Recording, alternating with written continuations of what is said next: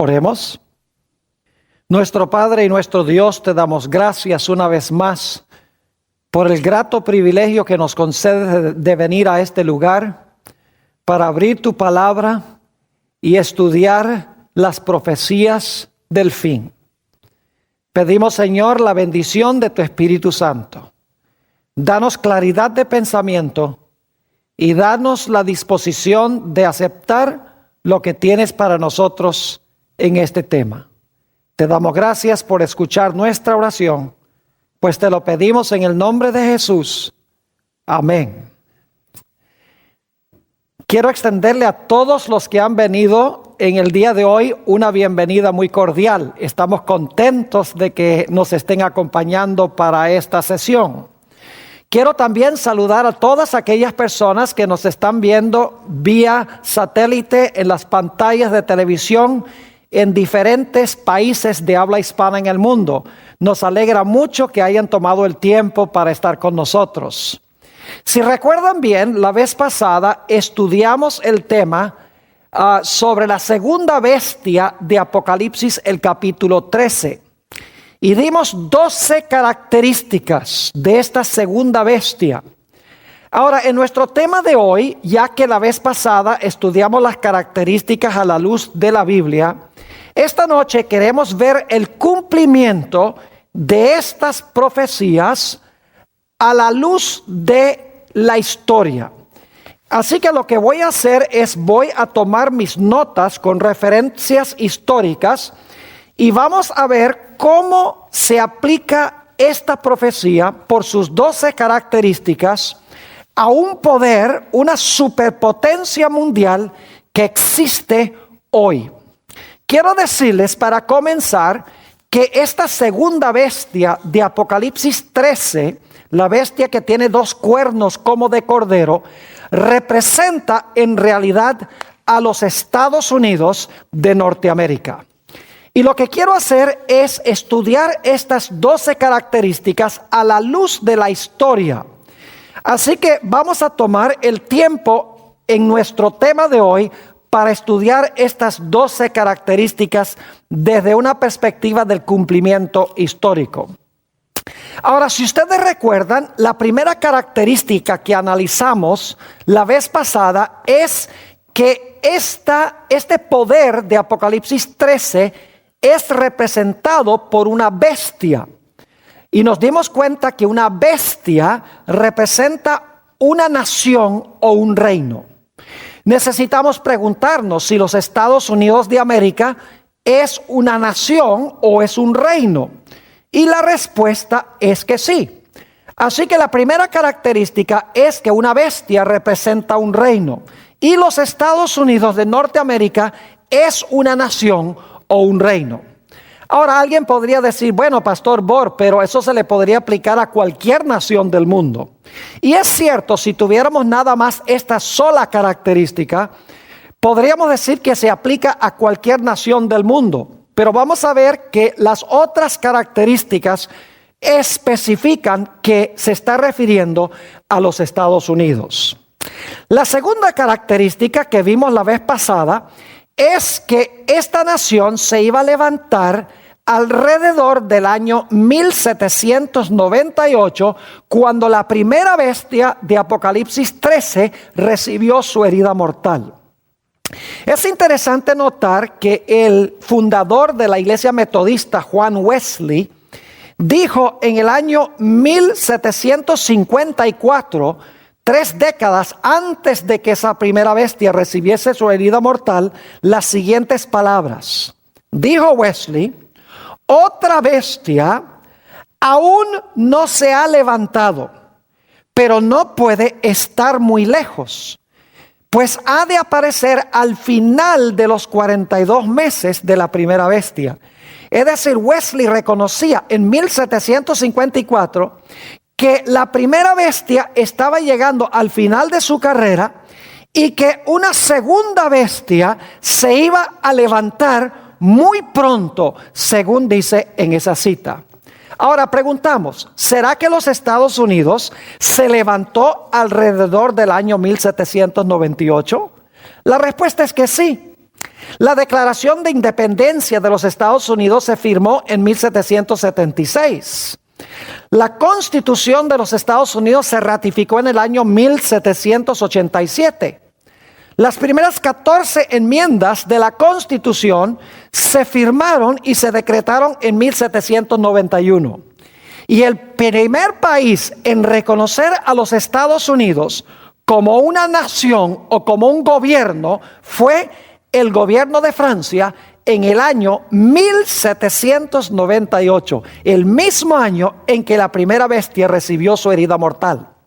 Así que los Estados Unidos ciertamente se levantó alrededor del año 1798 y fue reconocido este país por primera vez como una nación por Francia en ese año específico. La tercera característica es la que encontramos en Apocalipsis el capítulo 12. Si ustedes recuerdan, después de los 1260 años en que la mujer iba a huir al desierto, perseguida al desierto, dice que al final de ese periodo la tierra iba a ayudar a la mujer y la tierra se iba a tragar las aguas de persecución que querían ahogar a la mujer.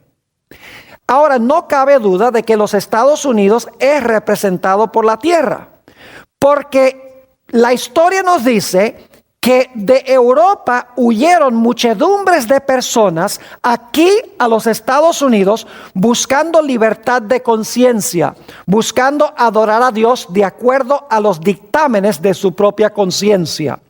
Es decir, que este país, la tierra, le proveyó refugio a los que estaban siendo perseguidos por la bestia en Europa durante los 1260 años para que ellos pudieran adorar a Dios de acuerdo a los dictámenes de su conciencia. Si ustedes recuerdan, en la profecía de Apocalipsis, el capítulo 12, tenemos un dragón, luego al dragón le salen 10 cuernos, luego gobierna el dragón durante los 1260 días y luego la tierra ayuda a la mujer. Es decir, la tierra tiene que levantarse alrededor del año 1798 cuando cae la primera bestia. No cabe duda de que los Estados Unidos le proveyó a los perseguidos de Europa, los que estaban siendo perseguidos durante 1260 años por este sistema, por la Iglesia Romana. Este país les proveyó refugio. La tierra, en otras palabras, ayudó a la mujer. La cuarta característica que estudiamos es que esta potencia estaba recién retoñando o levantándose en 1798. No había alcanzado el apogeo de su poder todavía.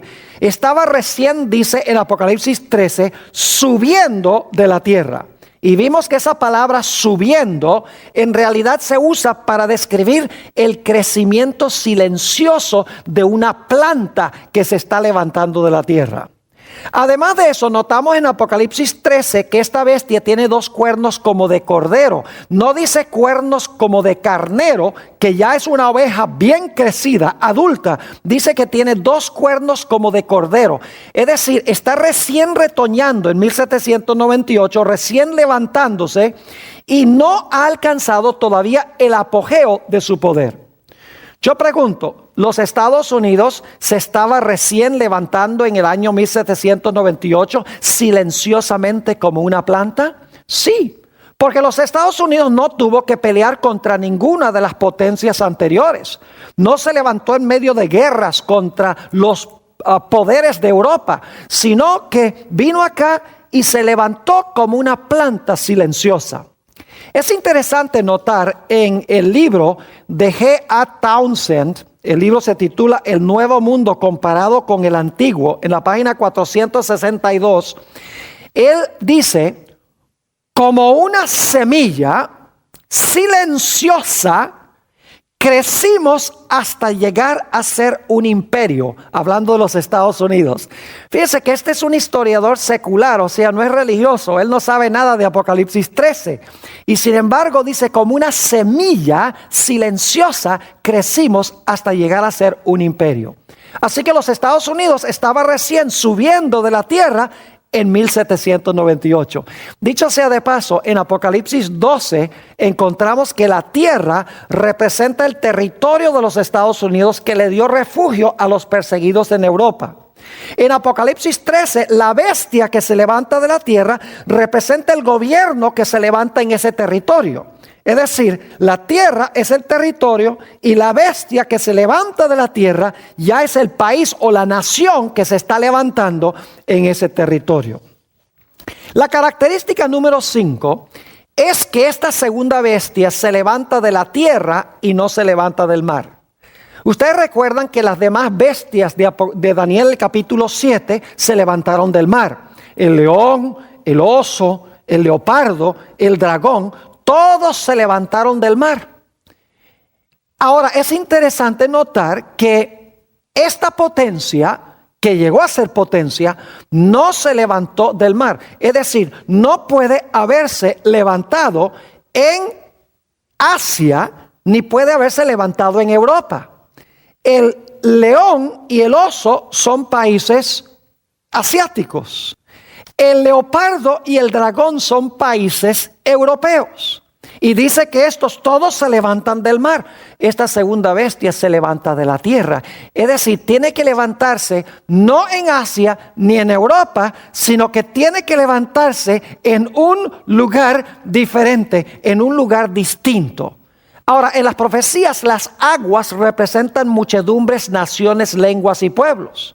Es decir, un poder de la tierra significa que no hay muchedumbres, naciones, lenguas y pueblos. Es decir, no hay aguas, porque se está levantando en tierra seca. Permítanme leerles una cita que apareció en un periódico que se llama Dublin Nation en 1850.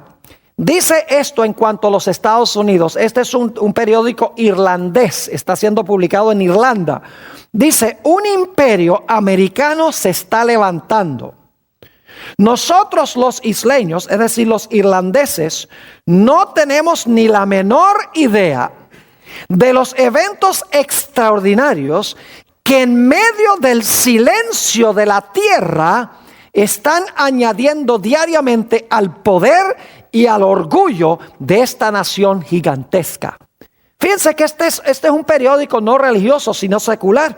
Y el autor dice que los isleños, los irlandeses, ni tienen idea en cuanto a este poder, los Estados Unidos, que en medio del silencio de la tierra están sucediendo en esta gran nación. Otro individuo, Daniel Boorstin, quien fue bibliotecario principal de la Biblioteca del Congreso de los Estados Unidos, escribió una serie de artículos sobre el origen de los Estados Unidos en 1975. Y él tuvo esto que decir en cuanto a la razón por la cual los Estados Unidos llegó a ser un poder tan grande. Dice lo siguiente, Daniel Boorstin: la fertilidad especial de los Estados Unidos radicaba en el hecho de que estaba vacío. Es decir, no tenía población, no tenía muchedumbres, no tenía aguas. Lo que hacía especial a los Estados Unidos, lo que lo hacía fértil para que pudiera crecer. Fíjense que es interesante que habla de fertilidad. ¿Recuerdan la idea de la planta que crece, la semilla que crece y se convierte en una planta? Ahora, es interesante entonces que él dice la fertilidad especial de los Estados Unidos radicaba en el hecho de que estaba vacío. No como Europa y Asia, a donde había grandes poblaciones, a donde había muchas aguas, por así decirlo. La característica número 6 es que los Estados Unidos se levantó más al occidente que Europa. Ya como les mencioné, el león y el oso, que representan a Babilonia y Medo-Persia, son países o fueron países asiáticos en el continente de Asia. El leopardo y el dragón representan a Grecia y a Roma, y esos dos poderes gobernaron en Europa, uno más hacia el oriente de Europa y Roma hacia el occidente de Europa. Lo cual significa que esta segunda bestia de Apocalipsis 13 debe levantarse más al occidente que Asia o que Europa. Ahora, lo único que ustedes tienen que hacer es mirar un mapa, y al mirar el mapa se van a dar cuenta que el orden de los continentes tiene uno a Asia, luego tiene uno a Europa y entonces tiene uno a América. Exactamente la secuencia que uno halla en la profecía de Daniel 7 y en la profecía de Apocalipsis el capítulo 13. La séptima característica que vimos la última vez es que esta bestia que se levanta de la tierra tiene dos cuernos como de cordero. Nos dimos cuenta que los dos cuernos representan dos reinos que se reconocen en esta nación. Nos dimos cuenta que un cuerno representa el poder civil, el Estado, mientras que el otro cuerno representa el poder religioso, representa la iglesia. Es decir, dos reinos que existen en un solo reino, pero separados porque son dos cuernos. Es decir, dos reinos en un solo reino, pero separados. Y nos dimos cuenta que en los Estados Unidos de América, en su origen, hubo el reconocimiento de dos reinos, la iglesia y el Estado, no juntos, pero separados. Permítanme leerles algunas citas aquí de los grandes padres de la patria aquí en los Estados Unidos. En primer lugar, George Washington, que es el fundador de los Estados Unidos. Dice lo siguiente, y estas palabras están inscritas en el monumento de Washington, en Washington, D.C. Dice: el omnipotente Dios creó a la mente libre. Todo intento de influenciarla por medio de castigos o cargas temporales es desviarse del plan del santo autor de nuestra religión.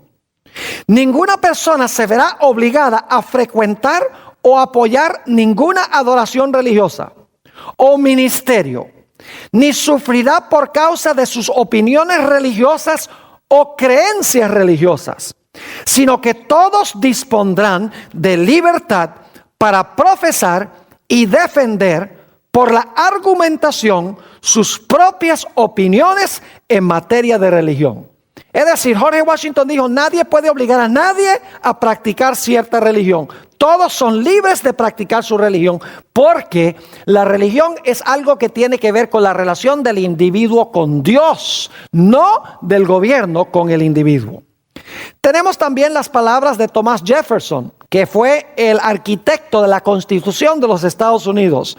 Dice también en el monumento de Jefferson, allá en Washington, D.C., las siguientes palabras: solo el error necesita el apoyo del Estado. Solo el error necesita el apoyo del Estado. La verdad se puede mantener por sí sola. Es decir, el Estado no está para defender y apoyar a la iglesia. Thomas Jefferson también habló de la pared de separación entre la iglesia y el Estado. Es una metáfora que se originó con él. James Madison, quien fue el autor intelectual de la Constitución de los Estados Unidos, habló de la separación radical entre la iglesia y el Estado. Estos fueron los grandes fundadores de los Estados Unidos, reconociendo que la religión debe mantenerse separada del Estado. Es interesante notar también las palabras de Benjamin Franklin. Benjamin Franklin era un hombre muy inteligente, además de eso era inventor, era un científico de alta alcurnia. Y fíjense lo que dijo Benjamin Franklin sobre la religión. Dijo: cuando una religión es buena, creo que se apoyará a sí misma. Cuando no se apoya a sí misma y Dios no se encarga de apoyarla, de tal manera que los que la profesan tienen que pedirle a los poderes civiles que la ayuden, es señal, creo yo, de que es una religión mala. Es decir, cuando el Estado tiene que apoyar y sostener a la iglesia, eso está mal. Es una religión equivocada y falsa. En los Estados Unidos se escribió la Constitución y se ratificó en 1787. Y en 1791 se agregaron 14 enmiendas a la Constitución. Es interesante notar la primera enmienda de la Constitución de los Estados Unidos. Dice la primera enmienda las siguientes palabras: el Congreso no hará ninguna ley que tenga que ver con el establecimiento de religión, ni tampoco que prohíba su libre ejercicio. Es decir, el Congreso no puede establecer religión, ni puede prohibir que usted practique su religión, según la primera enmienda de la Constitución de los Estados Unidos. Ahora, lo interesante es que esa es solo la primera parte de la primera enmienda. La segunda parte de la primera enmienda garantiza derechos civiles. Le garantiza a la gente el derecho de expresión. Le garantiza el derecho de reunirse pacíficamente. Le garantiza al ciudadano el derecho de exigirle al gobierno que se le haga justicia si alguien le hizo una injusticia. Es interesante que la primera enmienda de la Constitución de los Estados Unidos, ratificado en 1791, los que escribieron esto hablaron en la primera parte de la enmienda sobre el hecho de que el Congreso no podía hacer ninguna ley que estableciera religión, ni tampoco podía prohibir que la gente practicara su religión. Y luego en la segunda parte de la primera enmienda garantiza derechos civiles. Eso demuestra que los que formaron la Constitución de los Estados Unidos y las enmiendas reconocieron que la iglesia es iglesia y el Estado es Estado, y no se deben mezclar las dos cosas. Los padres constitucionales de los Estados Unidos conocían tres cosas. Número uno, conocían la Edad Media. Conocían lo que sucedía cuando la iglesia se une con el Estado. Estaban viviendo cerca del tiempo cuando cayó ese primer poder que persiguió durante 1260 años. Así que ellos sabían que en la Edad Media la iglesia se había unido con el Estado y sabían que como resultado había venido la persecución. Así que ellos dijeron, no queremos un sistema como el de la Edad Media, que unió la iglesia con el Estado, porque ahí viene persecución. También conocían la historia de la época de la colonia en los Estados Unidos. ¿Saben ustedes? La historia de los Estados Unidos se puede dividir en dos grandes segmentos: la época colonial y la época constitucional. Yo no sé si ustedes sabían, pero en la época colonial de los Estados Unidos, la iglesia y el Estado estaban unidos. ¿Y saben lo que pasaba? Cuando una persona, por ejemplo, el diezmo se le pagaba era al gobierno y el gobierno le pagaba a los pastores, le pagaba a los ministros en la época colonial de los Estados Unidos. Y claro, la gente en la iglesia que no diezmaba, o le ponían una multa o los echaban a la cárcel. Lo mismo si la gente no iba a la iglesia el domingo, porque se creía que el domingo era el día de reposo. Si una persona no iba el domingo, lo primero que podían hacerle era ponerle una multa. Si insistía en no seguir yendo, entonces lo echaban a la cárcel. Inclusive había una ley en la colonia de los Estados Unidos que decía que si por una tercera ofensa a la persona se le podía aplicar el castigo capital. Es decir, se le podía matar por no asistir a la iglesia el domingo. Es decir, que en la época colonial se había unido la iglesia con el Estado y el resultado era la persecución. Y los padres constitucionales, que vivieron más de 150 años después de la época de la colonia, dicen: nosotros no queremos nada como en la Edad Media, ni queremos nada como en la época colonial. Queremos separar la iglesia del Estado, los dos cuernos como de cordero, de tal manera que no surja la persecución.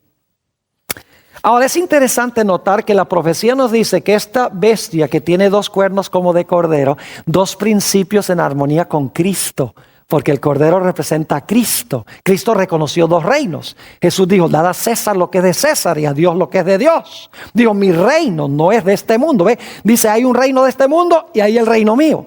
Dice: hay que mantenerlos separados.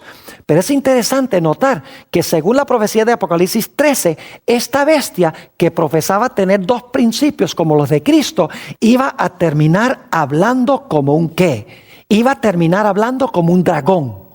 Es decir, iba a terminar hablando como Satanás. O iba a terminar hablando como Roma, porque ya hemos visto que Roma es representada por el dragón. El dragón que procuró matar al niño cuando el niño nació era Roma. Luego dice que ese dragón le dio su autoridad a la bestia, que es la Roma eclesiástica. Es decir, Roma eclesiástica recibe su poder de Roma pagana o del Imperio Romano. Y luego dice que esta segunda bestia habla como un dragón. Es decir, esta bestia iba a hacer lo mismo que hacía Roma durante el tiempo de Cristo y durante la época de la Edad Media. Iba a cambiar su carácter, en otras palabras. Saben que los Estados Unidos hoy en día se están empezando a escuchar los gruñidos del dragón. Fíjense lo que dijo el juez supremo de los Estados Unidos. Ya no es porque murió el año pasado, pero cuando era juez supremo hasta el año 2005, William Rehnquist dijo estas palabras: la pared de separación entre la iglesia y el Estado es una mala metáfora que se basa en un concepto erróneo de la historia. Es una metáfora que no ha servido para nada como una ayuda para juzgar. Debe ser franca y explícitamente abandonada. El juez de la Corte Supremo, de la Corte Suprema de los Estados Unidos, diciendo hay que deshacerse de la idea de la separación de la iglesia y el Estado.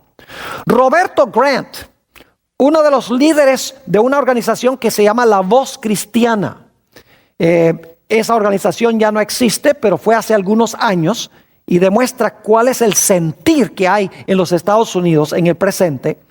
Dice, si los cristianos nos unimos, podemos hacer cualquier cosa.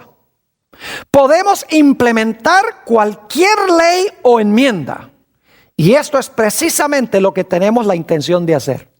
Es decir, vamos a unirnos los cristianos y vamos a imponer la ley como nosotros queramos. Es decir, la iglesia posesionándose del Estado, como sucedió en la Edad Media. Ralph Reed, quien fue el director ejecutivo de la Coalición Cristiana, ya no es, pero fue, esto fue muy recientemente, dijo lo siguiente: lo que los cristianos tenemos que hacer es tomar el control de este país de nuevo. Un precinto a la vez. Un vecindario a la vez, un estado a la vez. Honestamente, creo que durante mi vida veré de nuevo a un país que es gobernado por cristianos. Fíjense la idea nuevamente de que los cristianos deben tomar posesión del gobierno.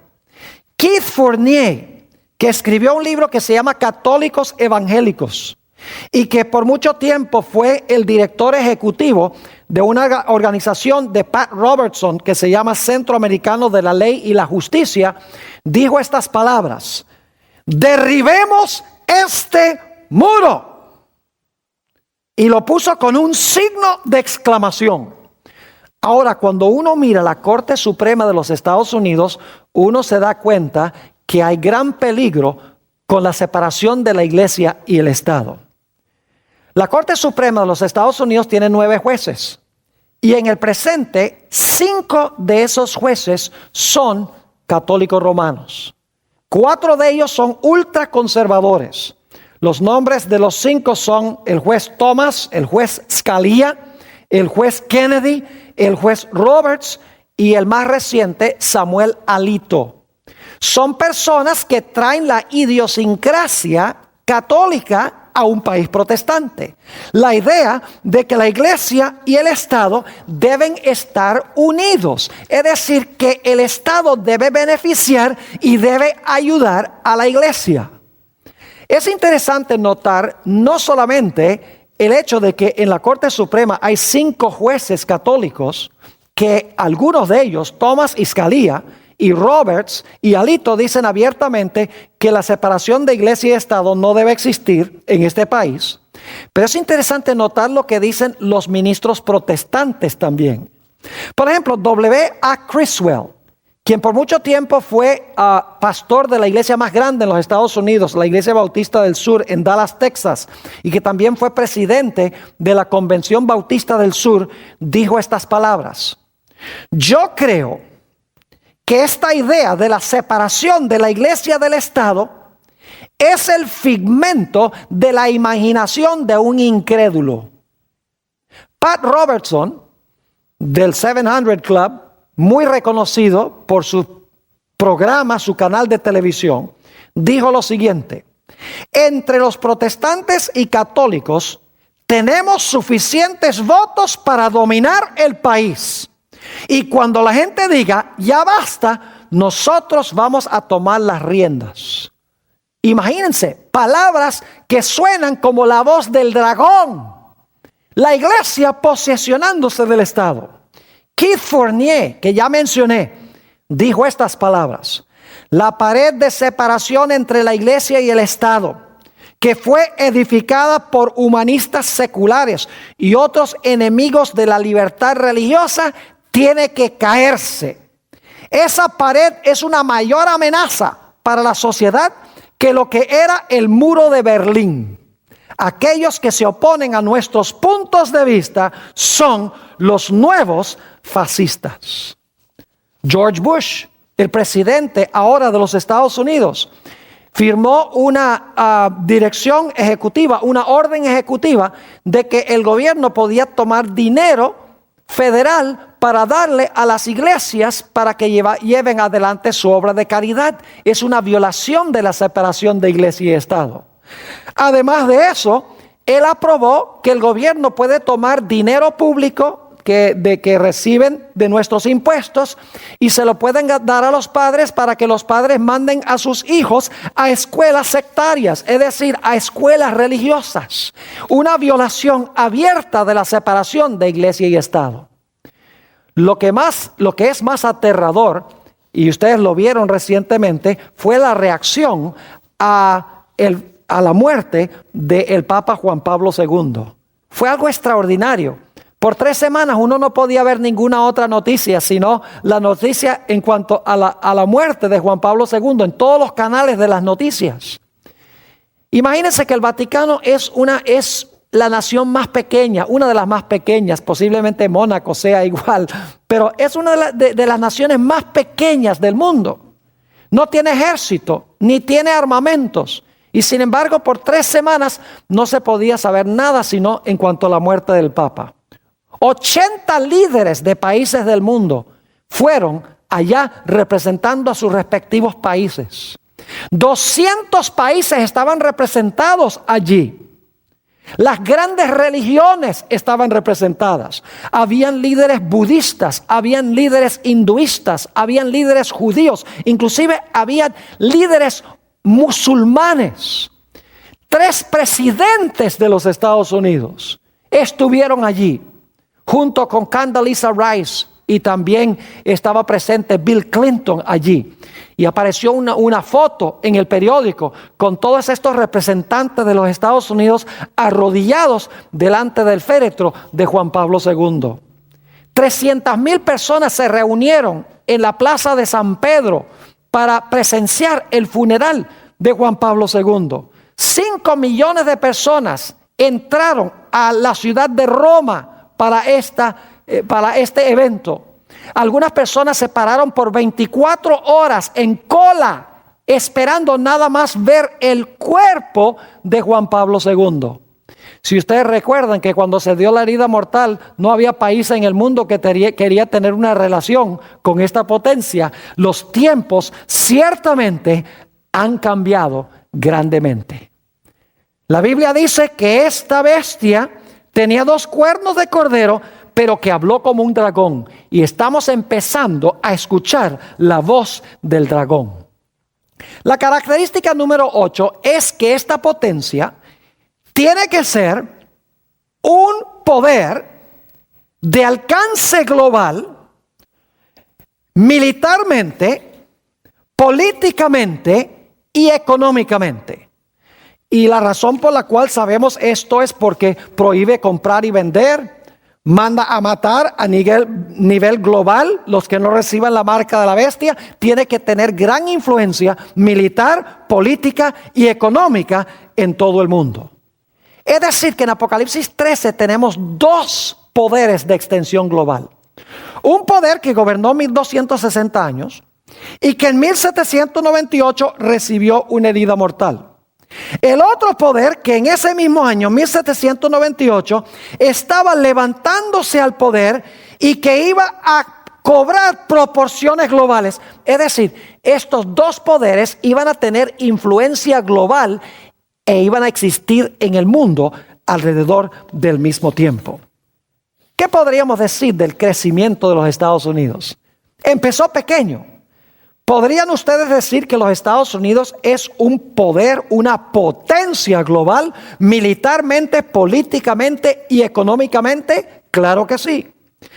Permítanme mencionarles algo sobre la población de los Estados Unidos. En 1701, los Estados Unidos tenían 262,000 habitantes. En el año 1776, cuando se firmó la Declaración de Independencia, los Estados Unidos tenían 2,800,000 habitantes. En 1994, los Estados Unidos tenían 250 millones de habitantes.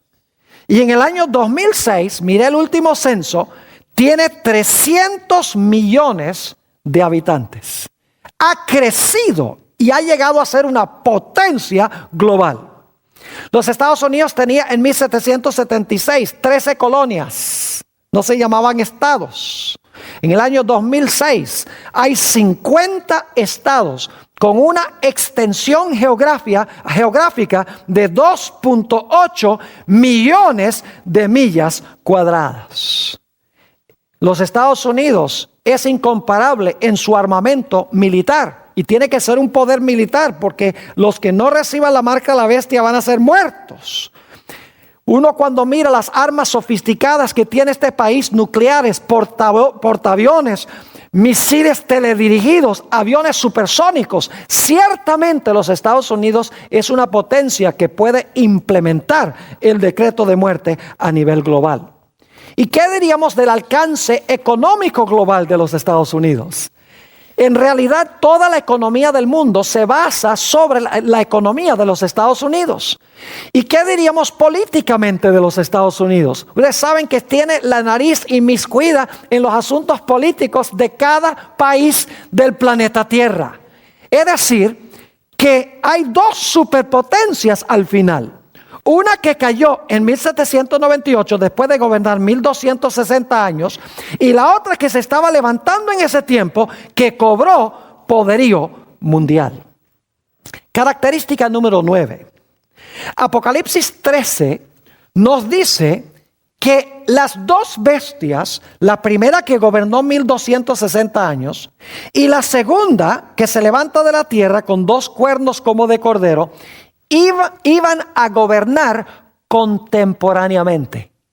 Ahora, yo quiero que ustedes noten que todas las bestias de Daniel 7, una acababa con la bestia anterior. Es decir, el oso conquistó al león.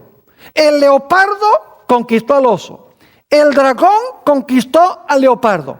Pero saben que esta segunda bestia en realidad no conquista a ninguno de los poderes anteriores, sino que más bien la profecía dice que los Estados Unidos va a ayudar a la primera bestia a recuperar el poder que perdió cuando recibió la herida mortal. Es decir, que el poder de la iglesia romana se iba a unir con el poder de los Estados Unidos, especialmente los de la iglesia romana con los protestantes de los Estados Unidos. Y uno podría decir, ¿cómo es posible que pudiera suceder una cosa tal? Permítame compartir con ustedes algunas referencias que demuestran que los Estados Unidos ahora, los protestantes particularmente, están empezando a unirse con la iglesia romana. Por ejemplo, el 29 de marzo de 1994, 39 líderes católicos y protestantes firmaron un documento que se llama Evangélicos y Católicos Juntos, la misión cristiana en el tercer milenio. Los 39 grandes líderes de las iglesias protestantes y de la iglesia católica firmaron este documento, entre los cuales se encontraba Richard Niehaus, se encontraba Charles Colson, se encontraba Pat Robertson y en ese tiempo el cardenal O'Connor, quien era cardenal de la ciudad de Nueva York. Básicamente el documento dice, no peleemos los protestantes y los católicos sobre doctrinas, sobre teología. Dice, lo que tenemos que hacer es unir fuerzas para evangelizar al mundo. No ganemos miembros la una iglesia de la otra iglesia. Unámonos y evangelicemos al mundo. Firmado por los grandes líderes católicos y protestantes. Fíjense lo que dijo Pat Robertson un hombre dirigente del protestantismo en los Estados Unidos, tiene una emisora de televisión, entre otros negocios, dice en cuanto a este documento que él firmó: la crisis moral que afronta nuestra sociedad actual y el desmoronamiento patente del orden social exige una mayor cooperación entre la gente de fe.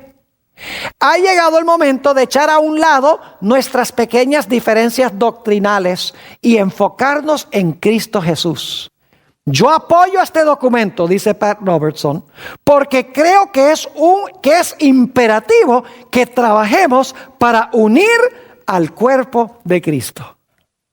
Otro documento que firmaron los católicos con los luteranos, yo no sé si ustedes recuerdan, pero Martín Lutero fue el que comenzó la Reforma Protestante en el año 1517, se separó de la Iglesia de Roma porque él creía que la Iglesia de Roma estaba enseñando ideas erróneas sobre la justificación por la fe. Él decía, la Iglesia romana dice que uno se salva por sus obras, pero la Biblia dice que uno es salvo por fe.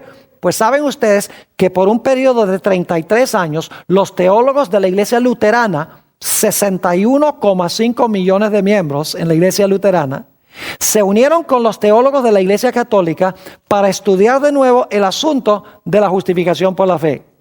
El 31 de octubre de 1999, estos teólogos firmaron un documento que se llama Declaración Conjunta sobre la Justificación por la Fe. ¿Y saben ustedes lo que dijeron en este documento? Los luteranos y los católicos dijeron que la reforma protestante nunca debería haber sucedido. Dijeron, en realidad fue una batalla de palabras, porque estamos de acuerdo en realidad sobre la justificación por la fe, pero era una batalla semántica, malos entendidos entre uno y el otro, pero en realidad no había ninguna diferencia teológica entre el protestantismo y el catolicismo. Increíble que los luteranos mismos estuviesen firmando este documento con la iglesia de la cual se habían separado. Es interesante notar que los protestantes están más y más adoptando el punto de vista de la Iglesia Católica de la Virgen María. Yo nunca pensé que los protestantes podían adoptar la mariología de la Iglesia Católica. Pero es interesante, en la revista Time del 21 de marzo del 2005 apareció este título: Ave María. Los católicos por largo tiempo la han venerado, pero los protestantes han hallado sus propias razones para celebrar a la Madre de Jesús. Es decir, los protestantes están empezando a adoptar la mariología de la Iglesia Católica. Ahora, hay tantas cosas más que podría hablar sobre el acercamiento entre católicos y protestantes. ¿Sabe? Una de las cosas que ha unido grandemente a los católicos y los protestantes es pelear juntos en contra del desmoronamiento moral de la sociedad. Es decir, pelear en contra de los que están diciendo que debemos legalizar matrimonios entre homosexuales. Los protestantes y los católicos dicen, unámonos para pelear en contra de esos. También los protestantes y los católicos se han unido en la causa de prohibir el aborto, de defender la vida. Y dicen, unamos nuestras fuerzas para defender la vida y para prohibir el aborto. Ahora, yo no estoy diciendo que el aborto está bien. Yo creo que el aborto está mal. Pero lo que estoy diciendo es que estas causas sociales lo que están haciendo es uniendo a los católicos con los protestantes para batallar contra el desmoronamiento social, es decir, la caída de la moral de la sociedad. Y entonces dicen, olvidémonos de doctrinas, olvidémonos de las enseñanzas, tenemos un enemigo común, peleemos en contra de ese enemigo. El Concilio Vaticano II acercó mucho a los católicos y los protestantes. Además de eso, la elección del presidente John Kennedy, ojalá tuviera tiempo de hablar de todas las circunstancias sociales. Cuando Kennedy fue electo en los Estados Unidos, la gente decía, ¡ay, se acabó el mundo, ahora viene la persecución! Pero en realidad John Kennedy fue muy admirado por la gente en los Estados Unidos y también por la gente fuera, y no vino la persecución. Así que la gente empezó a decir, bueno, este sistema no representa en realidad ningún peligro. ¿Saben ustedes que la caída del comunismo allá en Europa Oriental se debe a una alianza que hizo el presidente Ronald Reagan con el Papa Juan Pablo II. Fíjense la unión de los Estados Unidos con la iglesia romana, tal cual lo dice Apocalipsis 13. La segunda bestia ayuda a la primera bestia a recuperar su poder. La revista Time, del febrero 24, 1992, en un artículo que se titula La Santa Alianza, The Holy Alliance, tuvo estas palabras que hablar en cuanto a la cooperación entre Reagan y el Papa para derrocar el comunismo en el oriente de Europa. Dice lo siguiente: el 7 de junio de 1982, Reagan y Juan Pablo se reunieron por 50 minutos en el Vaticano. Durante esa conversación nació el plan para acabar con el comunismo. En esa reunión, Reagan y el Papa acordaron emprender una campaña clandestina para apresurar la disolución del imperio comunista. Declara Richard Allen, el primer asesor de seguridad nacional de Reagan. Esta fue una de las grandes alianzas secretas de todos los tiempos. Los Estados Unidos puso de su parte su poderío militar y su poderío económico, mientras que el Vaticano puso su servicio de inteligencia, porque tenía muchos miembros en Europa Oriental, y le facilitó eso a los Estados Unidos, y los Estados Unidos usó su poder militar y su poder económico para derribar el comunismo. No es coincidencia de que Juan Pablo II y Ronald Reagan fueron ambos heridos con una separación de cuestión de meses. Y las heridas que les suministraron fueron curadas y siguieron gobernando sobre los Estados Unidos y sobre el Vaticano. Es interesante notar lo que están diciendo los líderes protestantes en cuanto a la necesidad de que los Estados Unidos se una con la iglesia romana. Voy a leer algunas citas aquí rápidamente. Robert Grant, quien mencioné, estableció una organización que se llama Voz Cristiana, dijo esto: si los cristianos nos unimos, podemos hacer lo que queramos, podemos pasar cualquier ley o enmienda. Y esto es precisamente lo que tenemos la intención de hacer: unirse los católicos con los protestantes, un país protestante como Estados Unidos con la iglesia romana. Encontramos que siguió diciendo Robert Grant lo siguiente: podemos hacer lo que queramos, podemos enmendar la Constitución, podemos elegir a un presidente. Y ustedes saben que el protestantismo, unido con los católicos, en realidad influyeron sobre la elección de George Bush en sus 2 elecciones. Dice, podemos elegir a un presidente, podemos cambiar o hacer cualquier ley del país y nos incumbe hacerlo.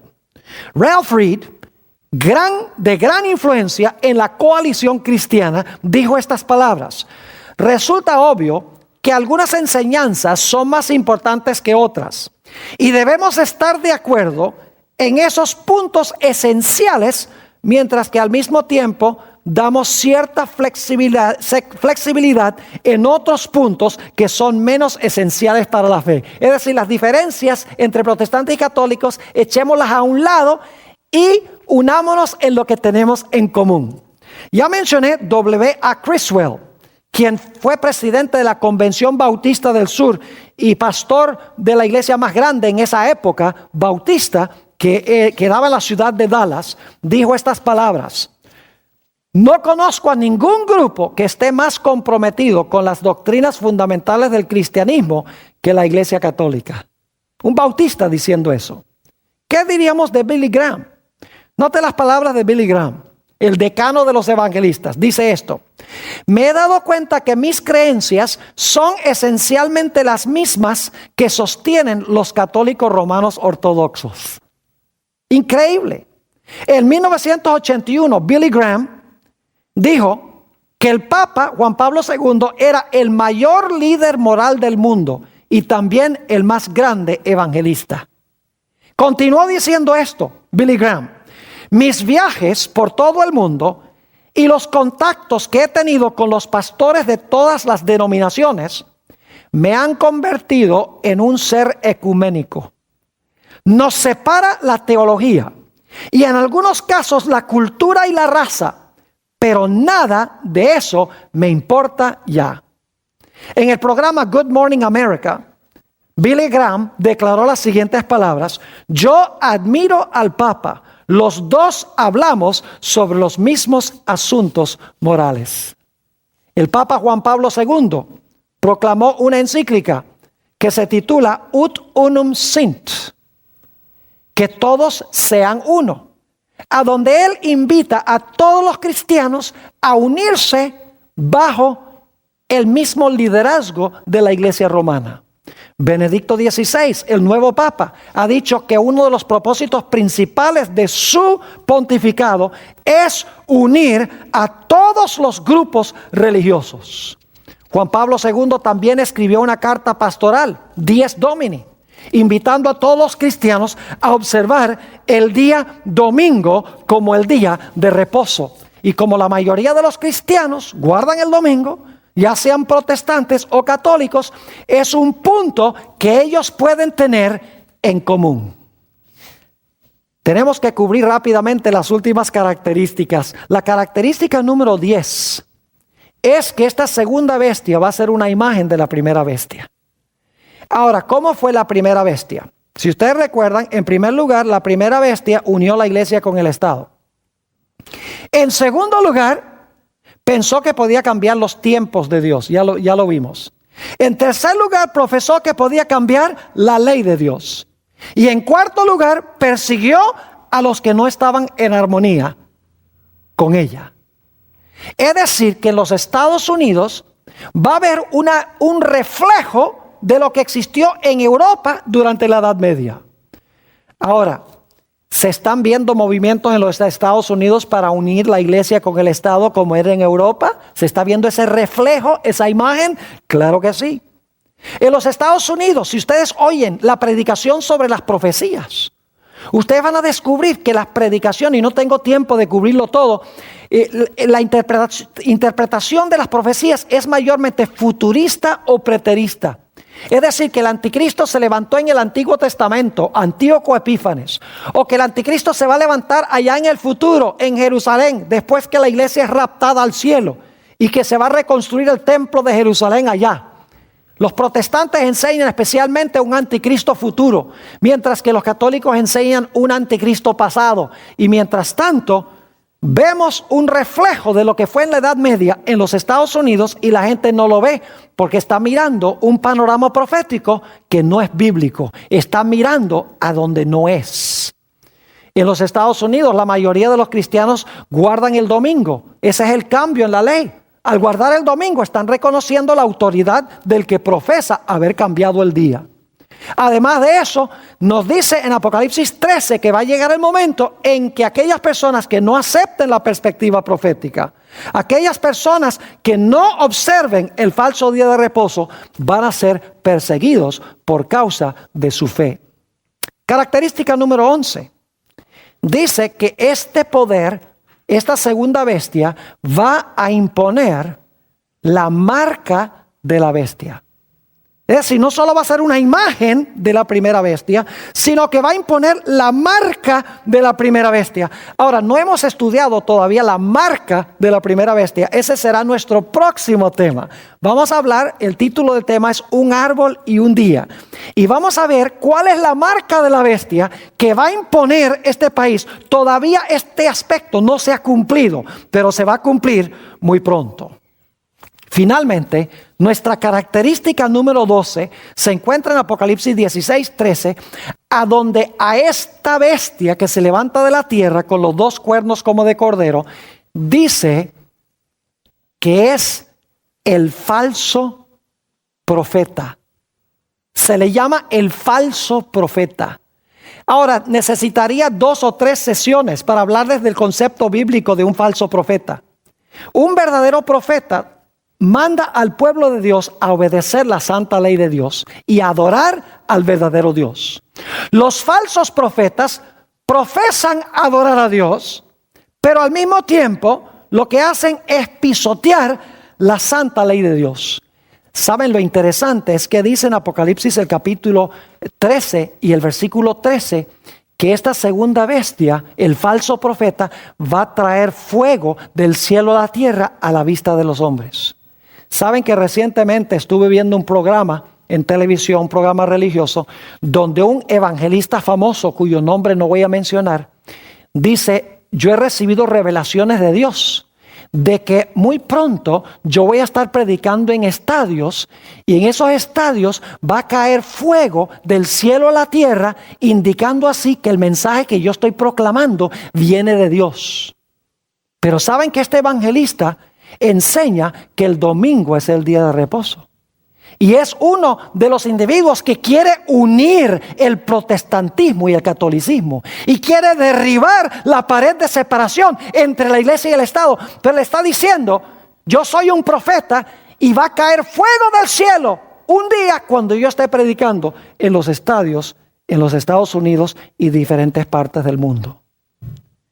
Es decir, que el falso profeta, representado por los protestantes en los Estados Unidos, van a enseñar un falso panorama profético. Van a apuntar los ojos hacia el Medio Oriente o hacia el cumplimiento pasado de las profecías del anticristo, cuando en realidad esas profecías se están cumpliendo en Roma y en los Estados Unidos en el presente. Que Dios nos bendiga y nos ayude a escapar de este poder. Esta presentación fue brindada por Audioverse, una página web dedicada a esparcir la palabra de Dios a través de sermones gratuitos y mucho más. Si quisiera saber más de Audioverse o si le gustaría escuchar más sermones, por favor visite www.audioverse.org.